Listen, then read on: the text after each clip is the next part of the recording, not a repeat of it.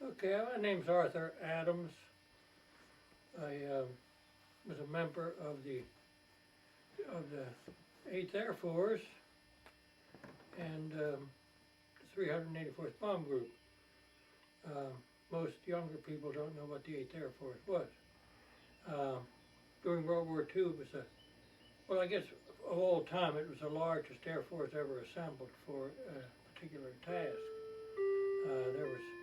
We could put thousands of airplanes in the air, in a day, fighters and bombers and so forth.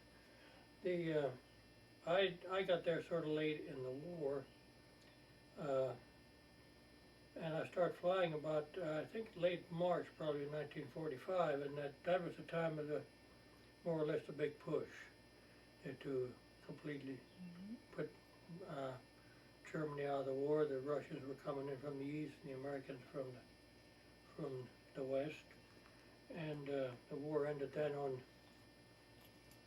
about May the 9th, I think, of that year. But I got to England. We took a brand new airplane. Our crew was formed at Lincoln, Nebraska, and we got about 3 months of training at Sioux City, Iowa, and I think we started to get a taste of what was coming there, because it seemed like we had about a fatal crash every week, and so we started to get used to this, and at about 12 weeks, no more. Let's see, it was in October, and we went till a few days, maybe a week before Christmas. I was able to spend 4 days at home right before Christmas in 1944, and I was on a train going back from Chicago to Sioux City on Christmas Eve. It's one Christmas Eve I'll never forget. There was the feelings among the people. I mean, it's Christmas Eve, Some of them, like me, had just left home. Some were trying to get home, and one of the guys in our outfit that I met in Chicago, then we were going back, while he was at home, when he got home, he learned that one of his brothers was missing in action. And while he was at home, he got the word that another one was missing in action. So this is the kind of setup we were at during this time going back. And of course, we got back, I think, Christmas morning. We got our Christmas dinner though, but we shipped out, I think it was the day after Christmas, to Lincoln, Nebraska. We got a brand new airplane there, and we sort of thought, well, this is going to be our bird.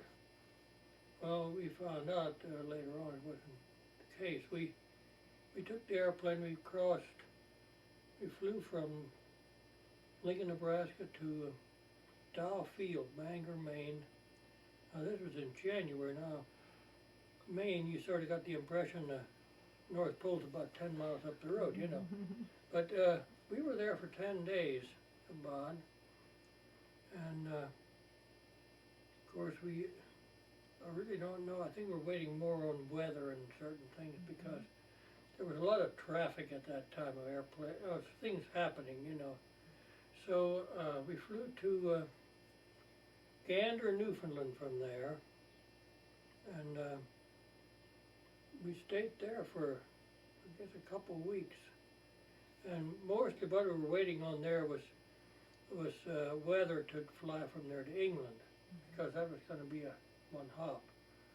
So we got over there though, and I guess it was sometime during February, and got into we were assigned to the 384th Bomb Group, and what happened to our airplane, we flew the airplane over to a place called Valley, Wales, and we never seen the plane again. It was the end of that. I mean, we just turned the airplane over to them, and that was it. That was the end. And but make the long to tell you another thing about that, the first airplane we flew on our first mission as a crew, I'm sure was the oldest airplane in the group. had over 100 missions. It was an old F model, all kinds of patches and everything on it. But guy says, "Oh, don't worry. If you don't, that airplane will bring you back. It has done it over 100 times." So, but it was wore out. Things, things don't work. But anyway, we did get through that first mission and came back. But when we got to the 384th, one of the things, every place you went to in the Air Force, people were real eager to talk to you, find out where you were from. Anybody from California here, or anyone from Pennsylvania, anybody from New York. We got to England, especially the ground crew. Now, it was the ground crew. They did their job superbly. I mean, they were real supermen around the airplane, but they did not want to know you. They didn't bother with you or anything, and I thought maybe, well, they got sort of a club here. They've been here for 2 years, and but that was not the reason. I learned later that when they first went over, the air crew's survival rate was about 0. If somebody got 4 or 5 missions, they were doing real well. And I think there was something out of those 400 and some men that went over, I think it was something like 9 that finished their tour of duty. So anybody involved in this, we didn't learn about this. They didn't want us to know about this, But anybody involved in it, sort of, guys I talked to later on, they sort of gave up on themselves. A lot of them, they just decided, well, this is it. This is the end, But a man by the name of Bill Harvey that I met at the reunions. Now, he was a pilot, and he said he would not even eat meals with the air crews because he never got to know anybody. He would eat with the ground crew because they were going to be the guys that he would be around the next day. But he eventually got shot down himself, and the story he told was rather interesting. He landed his parachute. He was all by none of the other guys. He jumped out. And, it was an airplane moving along at maybe 150. Well, we cruised at 155, but it might have been a little faster than that. So you'd have got spread out when you bailed out. So he was by himself. He landed in a schoolyard in France. And he said he made the biggest mistake he ever did. He dumped his parachute and ran in the woods. Here his big white parachute's laying there, see. So the teacher and the students came out of the school and rolled up the parachute and took it inside. So when the Germans came, the parachute wasn't there. And of course, he was hidden in the woods. And he eventually made his way back to England. I didn't get, but the underground was very active. They had different ways of dealing with this. And if you were shot down and you got with the French or Belgian underground, or maybe the Dutch, you had a pretty good chance of surviving and avoiding the Germans. And some of them did that. Most of them did get captured. But talking about briefing. Briefing was a pretty big auditorium. Had to hold over 400 people, and we would go in there, and we would sit there. Usually, the guy that woke us up in the morning, he had talk about manners. There was no going in and shaking and say, "Hey, you're going to be flying the mission this morning." When this guy went in the barracks, everybody knew it. And he would read off names. You're flying with so-and-so, take off or breakfast at 5, take off at 7, stuff like that. And he'd rattle off these names, and insult everybody he could, and he was off. Well, nobody cared much for him. I mean, but I guess the reason he was that way was because he had lost so many buddies in the beginning too. So he just didn't want to get friendly with anybody. But he did his job well. He got us all out of bed, and so we would go and we'd eat breakfast, and then we went to this big briefing room, and it was a great big stage, had a curtain, and you sat there. You hadn't known by that time what your mission would be or what the target would be, and then usually a major would get up on the stage, and they would open this curtain, and then the red string, big map of Europe, red string led to your target. Well, we had pet names for certain places, like the Ruhr Valley was very heavily defended. They called that Happy Valley, that was the name. And Berlin was known as Big B. There were some others, but those were the most significant. I flew 17 missions before the war ended. There's 3 missions I would like to, certain things that happened on and we flew through, the only time we ever flew 3 days in a row. Now if you flew 3 days in a row, you sort of got the feeling you were in the air all the time. You got up before daylight, and usually we got back sometimes in the afternoon. Some of these missions were pretty long. Some would be 8 hours or more, but on this, I'm not sure just how they were lined up, but the first one, I think, we had some trouble with the one engine. Pilot couldn't get and the engineer were working on it. We had what they call a runaway prop, which would be, they could not control the pitch of the prop, and of course, you had to be able to control the pitch in order to take off. You'd have to. Well, another thing that happened, when we turned on the runway and pushed and locked the tail wheel, the pin in the tail wheel broke. So as we started down the runway, we still thought we were going to try this. We were sort of, I sat right up here in the nose. That was where I sat, and I sat there on takeoff, landing, and everything.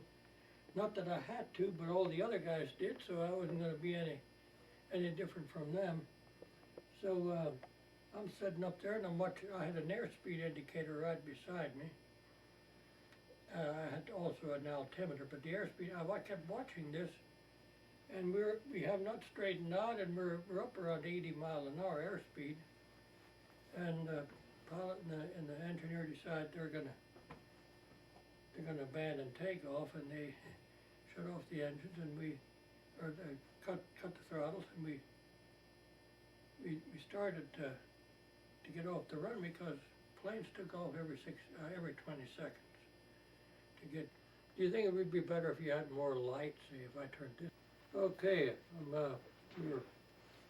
had turned off the runway, and England in spring is even more so than here in the spring, because England has a lot more rain. So we got this thing slowed down a little, but sitting up there in the nose, I just got the realization, the bomb load and all the gasoline's behind me.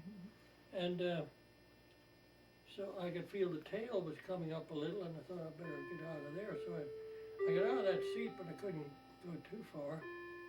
But we got to a stop, the wheel sort of dug down, and we spun around, and what sort of startled me, but I guess I shouldn't have been startled, when I looked out, there was fire trucks and ambulances all around us. So, but we didn't have any more problem than that. And our commanding officer was Theodore Milton, a colonel. Now, you never seen Colonel Milton. But, I mean, if something like this happened, you've seen Colonel Milton. So, the ground crew were right on that plane, and I thought, well, we're not going to fly today. And they pulled that thing out of there. They fixed the pin in the tail wheel, and they got to control the pitch of the prop all fixed in maybe 10 minutes. And we were the last plane to take off, and we took off and flew the mission. So that was a little scary that day. Now the next morning we took off in complete blackness, dark. It was sort of a mist, and at the end of the runway, toward the right of there was a pole, maybe 10 feet high. I never did know how high it was, with a red light on it, just a little red light. I think it had something to do with maybe guiding where you were or something. But that thing was awful low as we went over to. It seemed to pass just under our wing, and I called Cal and the pilot to get the plane up higher. By that time there was a terrible crash. And we really didn't know what happened because it was dark. So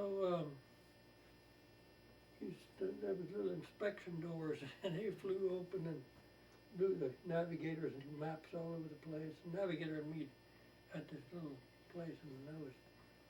And but we couldn't find out what happened. But when it got daylight, we found that we had flown through trees, tops of trees. We had twigs between the cylinders. We had the bottom, and then the cells were banged in. And as a sort of a miracle, we kept on flying. We weren't, if we'd have been a little lower, we might not have, but we kept on flying, and the ball gunner was going to get down. He had to roll the turn up, and there was two clips to open. Well, they were knocked off. He had to use pliers to open up. Now on the inside, he could control that okay. He could open close from the inside. And when he went down and looked around, there was a couple of antennas and stuff on it. They were all tore off. Everything at the bottom was pretty well. And of course, the ball turn was pretty sturdy, so it didn't hurt that too much. So we flew that mission, of course, and came back. And then we flew the third day. And that was the day we went to a place called Westerholt. Well, in briefing, we heard at Westerholt the flak was I didn't say moderate, but accurate. Now, I didn't really pay too much attention to accurate, but later I did. We got shut up pretty bad. We had about 125 holes, something pretty big. And most of the squadron was shot up real bad. There was, after that we didn't fly then for a couple of days because they had to fix up the airplanes and stuff, get the airplanes back in shape. But those were the three missions that sort of soured me on things. I was about ready to quit flying then. But then after a few days we flew again, and we had a few one easy mission. One was a milk run. They called that a milk run when you had one that was easy. And it was sort of a railroad yard, like a little like a NOLA here, but it was not that big, I don't think. And that was our target. 384th. I think we only flew 3 squadrons, and we hit that, real well, but we bombed from 12,000 feet. We never bombed that low. Usually we flew at like 23, 24,000. This was 12,000 feet, and we didn't even have our oxygen masks on. It was a clear day in spring, and as we were going back out, we could see the rest of the 8th Air Force. They were sort of to our left. They were bombing looked like steel mills. We could see them down. We could see the planes up here. We could see what they were hitting down here. We could sort of like a ringside see. And bombing from looking straight down is sort of impersonal. you can't see like we were able to see that day. You look out there and you could see the bombs hitting, and it more like I don't know. It was just a lot easier to see what was happening. And of course, the 8th Air Force, they were the rest of them, whoever. Well, maybe not the rest of them, but a lot of them were hitting that target. We there's another story I'd like to tell about the early days. So there's a guy came back from Pass, and he was too late to get. They didn't pick him for the mission, and he was left then. And that night, he was the only man in the barracks. Nobody came back from that barracks. Imagine that would give you a heck of a feeling if you were that guy, or because you wonder why you were spared, you know. These were things that happened in the early days. I wasn't over there, I mean, at that time. But there was a man by the name of Buck Nelson. Now, we were the 384th, got credit for dropping the last bombs on a German target in World War II. And the reason was that we had to go around. The target was obscured when we went over, and I think we went around twice. And it was a long mission. We went to Pilsen, Czechoslovakia, to the Skoda Works. And and a man by the name of Buck Nelson flew in the last squadron. He was what they call low hold Charlie. That was the guy that flew the lowest, and that plane was the last. So it was sort of a joke, but he got the credit for being the last man to cross over a German target. I have his picture, Buck Nelson, and I'll bring out my pictures now. Something else that, excuse me, I don't usually wear suspenders, but I have trouble sometimes. Is that about run out? Nope. And there was a pilot, I learned to know him after the war. Now, he was over there while I was over, and on February, I hadn't been there yet, on February the 3rd, 1945, but the biggest raid on Berlin, probably one of the biggest of the war, took place on February the 3rd.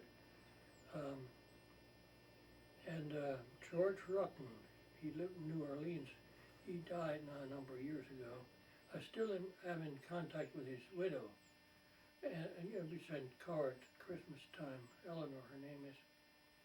And well, on February 3rd raid, he lost a couple of engines, and when he turned off the target, he was wondering whether they should try to get back over to the American airfields. The Russians were closer to Berlin at the time, so he decided to go to a Russian territory, and he landed at an airfield that was occupied by the Russians. The Russians, he said, they treated him okay. They bumped trucks from him and stuff, and got. Anyway, there was another B-17, another crew over the field about. It was down some 60 miles away, and they felt if they could get, they got the one engine running. If they could get there, the other one though was beyond repair. They could take an engine off of this B-17 and bring it over. But you say, now this is rather tough, because they did not have the equipment like they had in England to change engines and all that. But they bombed a truck from the Russians, went over, took this engine off, and they got this other crew. They went back and they got the engine back on the plane and got it running. But then the Russians were, they would not make decisions. They didn't want to let them take off. And they had to get permission. And of course George was a little tired of this. And so they would go out, they never bothered them, they'd go out and run the engines up and things like that, and figured they had enough of fuel to go get to maybe an American air base in Italy. So then one morning he went out and monkeyed around the airplane. The Russians didn't pay much attention to him. they all jumped in and took off. And they flew to Foggia, I think it was Foggia, Italy, and they got gassed up and then overflew Europe and came back. I have a letter sent from one of his crew members to his wife, and they thought they sure if they would have stayed there, the Russians would have sent them to Siberia or something, but I don't know what would have happened. But that was one thing, you never knew about the Russians. They would keep American crews if they got, for maybe a year or two. So that was, the war ended then. I was in London when they turned the lights on after about 5 years. And I don't know, were you ever in London? The avenue leading to Buckingham Palace was just solid with people. And well, everybody was real happy there. Walking around in the dark for 5 years, or well, it was from September 1939 until May 1945. So that's 5.5 years. So, but Marie and I were back. We were over to England, went to the old air base. We were over there with the 384th Bomb Group, and we dedicated a stained glass window. And that was something. The British, they really roll out they sort of took the 8th Air Force as their own. They just roll out the red carpet for people from the 8th Air Force. Now that may stop when the people die off, that because a lot of these people they help pull wounded guys out of airplanes and everything, that crashed around the airfields. One thing that when we took off in the morning was another thing that you had to fly a certain pattern. The fields were so close you couldn't wander off on your own, or you might run into somebody else taking off from another field. So they had a certain pattern, and each squadron shot they'd shoot flares out so you could pick them out, especially in the dark, because like maybe 2 greens and a red, and that's the way they'd get formed up in the morning. And of course, if it was daylight, then by the time you got up there, you could usually spot the squadrons, because they were in certain squadrons. There were 12 planes in a squadron, and there was 4 squadrons in a group. So it'd be maximum effort was 48 airplanes. Colonel Milton used to fly a plane called the Spamo Liner. It was stripped down, no guns, and he would sometimes fly with the mission, but if there was fighters around, why, he tucked in real close because he didn't have any guns. But they weren't much of a threat. They run out of gas. The Germans didn't have any fuel. So I'd like to show you a few things. I have pictures and so forth. Hold it. So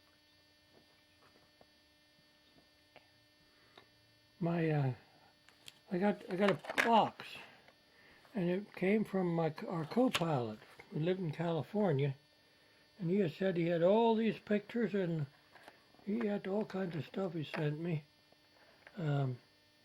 But he said that all he has is one daughter, and she's not too interested in this, and so he wanted to send some to me, which he did. He said he was interested in photography. Now this Willie Ellis was his name. He was our co-pilot, and probably one of the finest people I ever knew. I never heard him cuss. He didn't drink. He didn't smoke. His relationship with people was on the highest level. Women and everything. He was a straight-laced guy. Now, I don't have a picture of Willie, but here's our crew. Now, this is a tail gunner. He's dead. He died, maybe 10 years ago. Something like, no, it might be quite that long. He died before anybody. He was our bombardier before, but we lost our bombardier and I took over his job as toggler, so we did things a little different. And he got another crew, but he died of cancer. He was died of his 30, he was 40 years old. Oh. He was the first one on the crew that died. Now this is me. As you know, I'm still alive. This guy died, maybe 8, 9 years ago, something like that. Might not be quite that long. Our pilot, Cal Magel, he was a typical Westerner, and he retired as a judge in Las Vegas, Nevada. Now, he was originally from Salt Lake City, but he was typical Western. I mean, this guy was cowboy boots and all that kind of stuff, you know. He was Western. This guy, he was the oldest guy on the crew. Our engineer. He was a terrific engineer. There's no engineer I knew that I would compare with him. But when it come to some other things, he had been married 3 times, and he wasn't living with the third wife. So he was about as close to a soldier of fortune as you were going to get, I guess. I heard that after the war, Korean War broke out, he went back in again and he was flying again. But I learned later that he had, this guy here, before he died, he sent me a letter one time and he wrote that Frank had died. So this guy was here to visit me. I just rediscovered him. Well, we discovered each other, I guess. He was originally from Chicago. This is a little Jewish guy. He was our ball turn gunner. He was here to see me last, about August, I guess. They had stopped him and his wife. They were on their way. He has a daughter who lives in Connecticut. And she has children scattered all over the country. One's in Denver. I think one's in Minnesota. This guy is originally from Czechoslovakia. He came over. His mother was in Czechoslovakia, and his father, they were separated apparently because his father was living here in Lindenhurst, Long Island. So in 1938, before the Germans took over Czechoslovakia, his mother sent him over here to his father, and then he was drafted in. Now, I've seen him a number of times. We were in England together. He's been here several times, and he's still living as far as I know. His wife's from Long Island, and he married her, and of course they live there. This guy died he's our navigator. Him and I just shared the nose together. He died just a couple of years ago. He was the oldest of the officers, and he was pretty well up in his 80s. Now the co-pilot's not on here because he was the one that took the picture, and this I think was taken in might have been Sioux City, or it might have been, I guess it would have been Sioux City, because he was not with us when we left there. This picture is from Grafton Underwood. There's actually a little hard to see here. The light is not what it should be. There's 18 airplanes flying on this picture. There's 6 back here and there's 12 up here. But this is Grafton Underwood. That was our air base over in England. Now, he was the guy that organized the bomb group. Christmas Day, 1942, at Wendover Field in Utah. This is the first guy that reported to him. This was our executive officer. Now, one thing I remember about him when I got to England, he was one officer that always had a smile. Now, most of these officers were too darn busy to. The war, they had the responsibility for maybe 60 airplanes, and they, on a field like that, counting all the spares and everything, and all those men, and there was a war going, and there was planning and all that kind of stuff. So This was Buck Nelson. This is the guy telling you about that. He was pretty old when he got into the service. Now, he's been dead a few years too, or maybe 10, 15 years. We used to spend a lot of time with him at the reunions. We went to a lot of reunions. And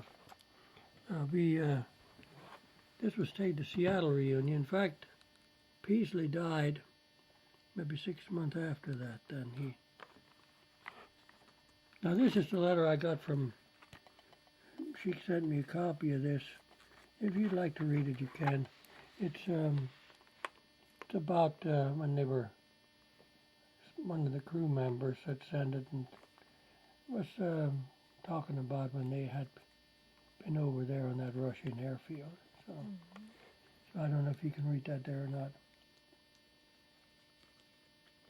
Now, another thing about Peasley. Now, we had about 5 commanders, I guess. He was the first. Now, I didn't get to know him. I didn't know him when had gone up. He was a deputy wing commander for a while. He led the Schweinfurt raid, which is probably the most. It was probably the worst raid as far as losses in the 8th Air Force history. Schweinfurt was where they manufactured ball bearings. And the Germans did not want that hurt, but they eventually, I think it was 220 some airplanes, 60 were shot down. But Colonel Peasley was different from the rest for some reason or other. He looked at things differently, and now when these past commanders wrote, they wrote small pieces for in our book, As Briefed, which was a history of the 384th Bomb Group. They wrote about their achievements and so forth, but Peasley was rather poetic, and this is what he wrote. Now, this, if you would like to read this, it sort of tears you apart, I think. I don't know, I just...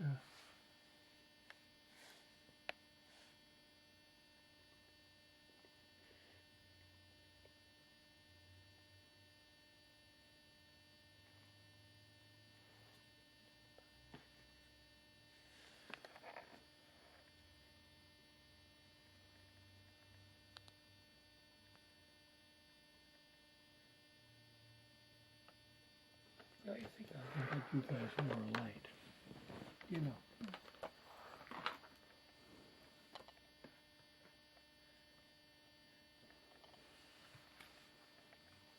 It was in an Anglican church that we put this window, and we at Grafton Underwood, and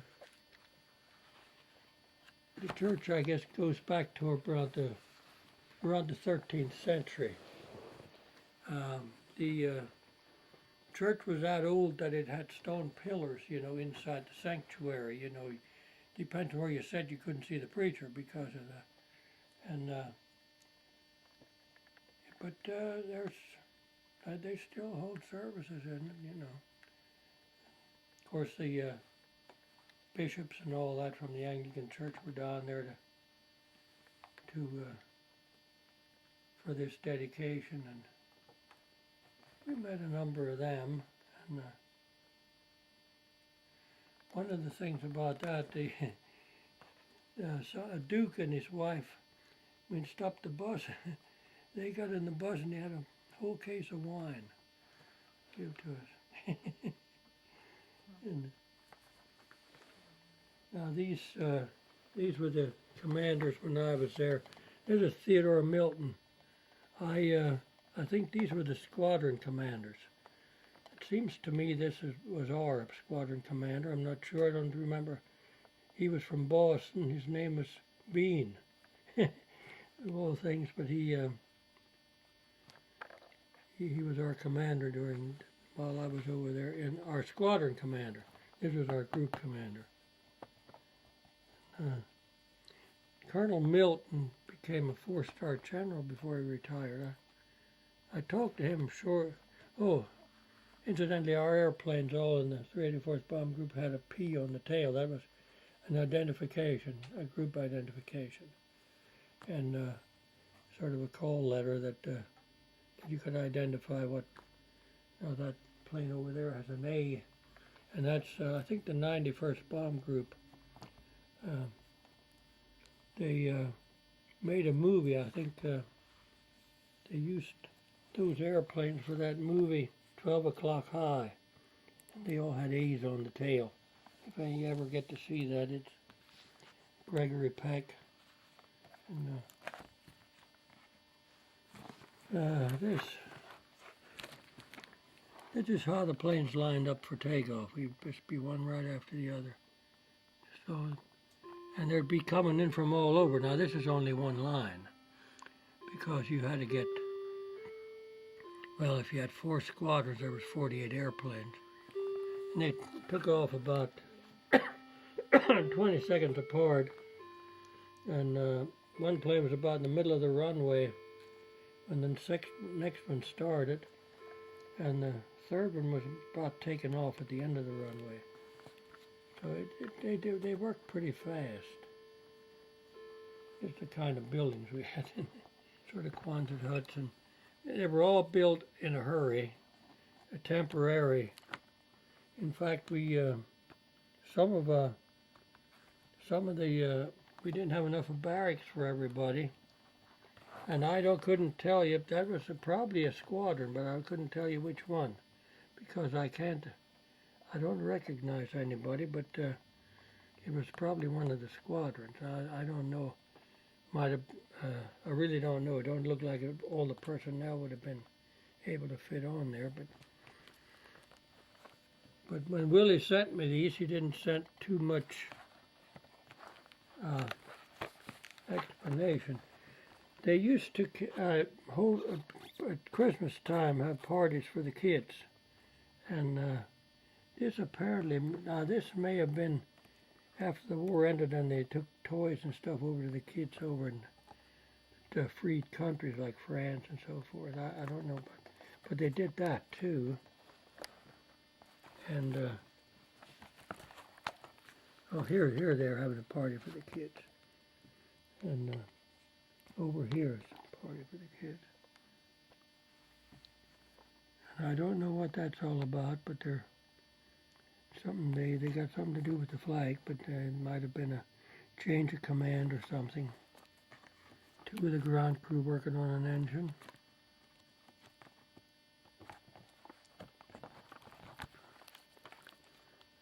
It snowed in England once in a while. There was a place where it snowed. Now some of these crews I know. There's one here on one of these pictures that I talked to the other evening on the phone.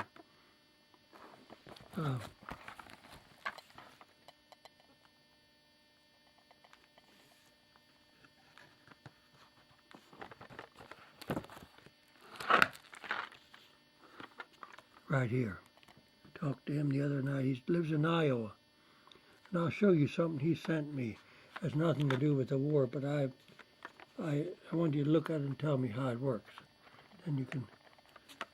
Nobody else can, so don't worry about it if you don't know how it works. I know some of these people. Some I have seen and some I haven't. This is a guy I would have liked to see. Of course, I don't know if they're living anymore. His name is Buell Baker. This guy here lives in Corpus Christi, Texas.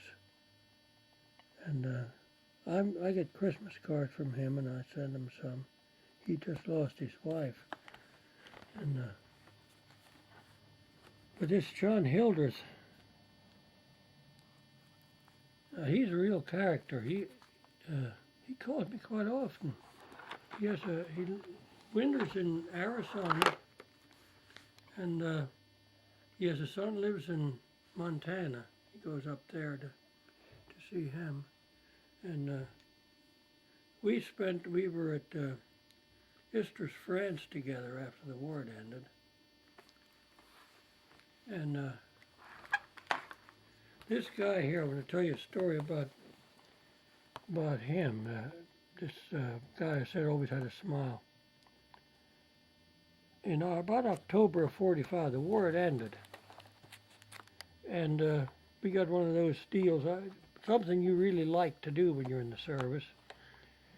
But we took off from down, and we got these big boxes of rations, and enough to last us for 4 days. And they had cans of roast beef in, and I remember that, and I also remember they had half packs of Chesterfield cigarettes. I don't know why they were half packs. I could never tell you, but they were half packs. And we flew up to England, and we picked this guy up, Major Dolan. Now, we slept in England. We stayed there overnight, went into town in the evening, and then slept there on the base. They hadn't completely abandoned Grafton Underwood yet, so the next morning we got all packed up, and we flew to Strasbourg, Germany, well, right on the German border between Germany and France. And then we landed in a small French airfield where the runways were, about half of the runway was the steel matting, and it rattled and carried over. You landed there. It was made out of steel, but they could lay it down real quick. And they had this darn runway, and it made a heck of a racket. But anyway, he did some business there. We stayed there overnight. Next morning, we took off and flew him back to Grafton Underwood. Then we stayed there overnight again, and took us 4 days for the whole trip. And it was one of those deals you sort of look forward to, because when you're in the service, because it's sort of, you get around a little bit, and you just something you like to do. But talking about this, I was at the reunion, and Maria and I went. The first reunion we went to was in New Orleans, and we were in the Marriott Hotel. And of course, I'd never been to any of the reunions before, and I met him in the hall. And he came and introduced himself, and then I said, you probably don't remember this, but I told him about this, that we flew him. He remembered everything about that. He was as sharp as a tack. And when I seen him, the next reunion was in Philadelphia. He got me by the lapel, took him over to his son, and told him all about this. This really impressed him. And he was a pilot in the First World War. He was a pilot in he had those wings. I don't know if they're Lafayette Escadrille or what, but they were First World War wings he wore. And someplace,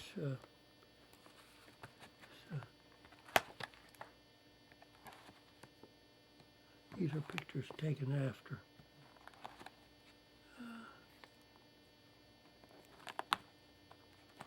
I know that he's in here someplace.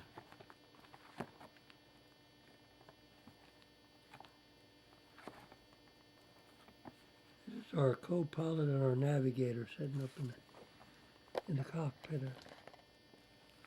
I have also a picture of the pilot and the co-pilot. This is, incidentally, it's Willie Ellis, the guy I was telling you about. It was our co-pilot. He was one of the cleanest living guys I ever knew. There's Cal and the co-pilot.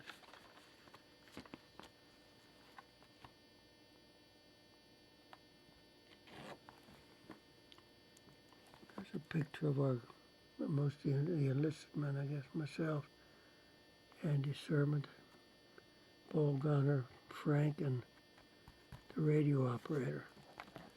It's taken at Sioux City, I think. Willie used to send me these pictures every Christmas. He sent me pictures. Now there's a picture in here of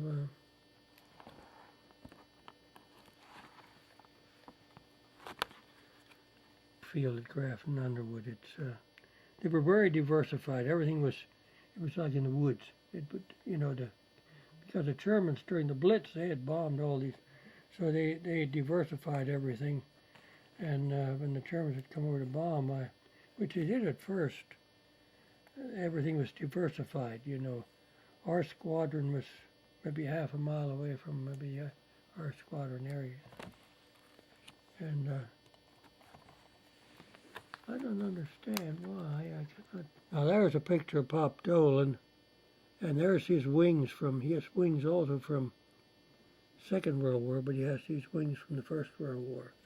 Now these two guys, I don't know who they were, but he was just the kind of guy that was friends with everybody, and he was a executive officer, but he was about as, if you were an executive officer and were popular, but that was a job, because they were, the kind of job they had was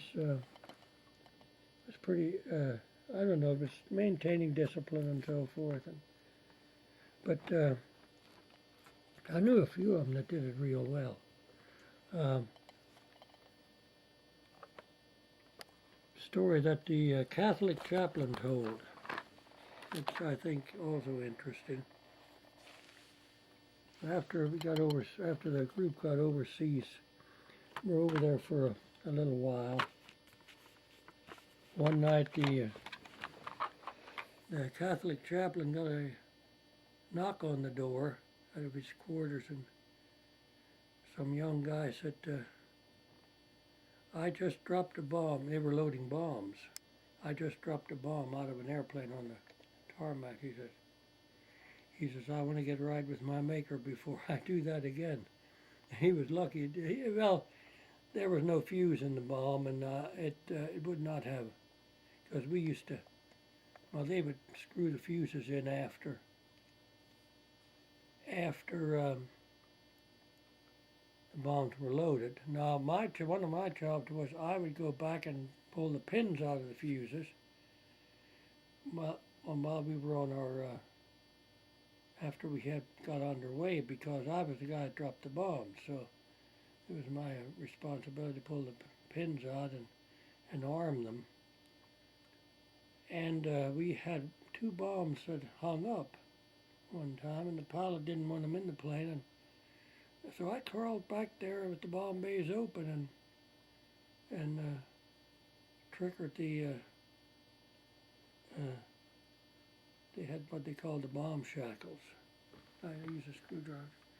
Now this bomb, I'm 23,000 feet over Germany, see, and I'm not crazy about that kind of stuff to start with, but I got them bombs on, and of course, just as soon as the last one left, well, there was bomb bay doors. I don't know who closed them, but they came close.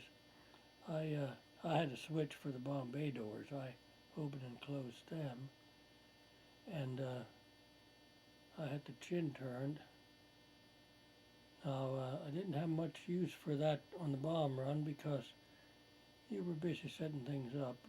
Mostly they're dropping bombs, some would be, say, maybe one every 1/8 of a second, so that when they went out, it would be maybe one every half second, depending what the target was or how big the bombs were. But here about 6 months ago, well, a little longer than that, I was I believe it was at the Dutch Apple, and I was in line to get the Dutch Apple. You got to go, were you ever down there? It's a dinner theater. I was getting ice cream, and I ran into this guy that was a native of Germany.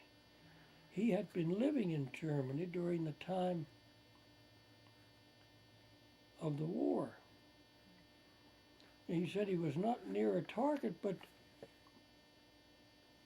one of these bombs was knocked out after the planes had left the target and hit his house. And he was often wondering if he could ever find the guy that dropped that bomb. Well, I didn't say anything about that. I had kicked out these 2 bombs.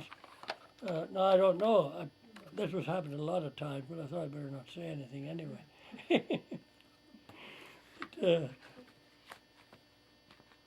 that's I don't know. It's there's a lot of interesting stuff that we came back from, and the man who was operating, we were flying high point, guys, from we had converted our B-17s. We could carry 36. They took all the turrets out and put little benches all around the plane, and we were flying high pointers, guys that were getting out of the service. They were flying. We were flying them down to Casablanca. We never stopped the engines there. They got out, and I was the only guy in the crew that got out. Well, it's And too bad. when I got out here, this sergeant come around. I says, "Hey, the war's over. The Japanese are going to surrender." That's how I found that out. That was at Casablanca, and then we would never stay there. We flew about 20 minutes to a place called Port Leone. We slept there then. Yeah. But then, of course, I stayed there till, I guess, January of 46, and then I got shipped home. And I was discharged on the first day of March. And, Yeah. of course, it was an adventure. I don't consider myself anything special. I don't think, we were all a bunch of scared kids. I was 19 years old, the youngest guy in the crew. This guy that was the engineer, married 3 times. He was the oldest. But I liked him. He had a lot. But he just, now as far as,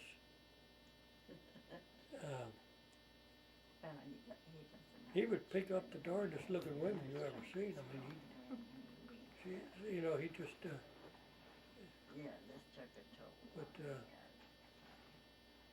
he was a good engineer. And the pilot really wanted to make sure that he went overseas with us because he knew what he was doing. When he was in the airplane, he was all business. And he knew everything about it. He knew everything about the airplane.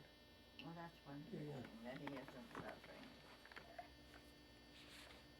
So the navigator, he was a little behind me here. He had his desks right about here. Now, the navigator, this was his gun, and this was supposed to be it, but they eliminated that gun. This gun was up there, and I used to always put the gun in. I also had the chin turned. Now, what they call the receivers were always in the airplane, but the insides of the gun, they were in a place where they cleaned them and so forth, where we kept them overnight, and then we'd go there and check them out. We always checked out our guns, and I checked out the navigator's gun, and I would put them in because the navigator had trouble. He was not his job was to navigate, and he didn't pay as much attention to the guns. Now I was armorer. I'd gone to armament school, so I was supposed to be able to know all about these guns.